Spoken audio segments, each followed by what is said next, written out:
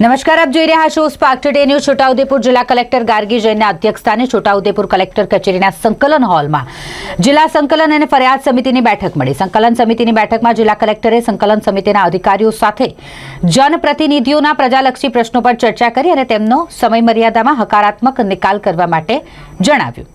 આ બેઠકમાં સાંસદ જસુભાઈ રાઠવા, બધા જ ધારાસભ્યો અભયસિંહ તડવી, રાજેન્દ્રસિંહ રાઠવા, જયંતિભાઈ રાઠવા, જિલ્લા વિકાસ અધિકારી સચિન કુમાર, પ્રાયોજના વહીવટદાર કલ્પેશ કુમાર શર્મા, પોલીસ અધિક્ષક ઇમ્તિયાઝ શેખ, નિવાસી અધિક કલેક્ટર શૈલેષ ગોકલાણી, ડીઆરડીએના નિયામક કેડી ભગત સહિતના વિવિધ વિભાગના અધિકારીઓ અને કર્મચારીઓ ઉપસ્થિત રહ્યા હતા.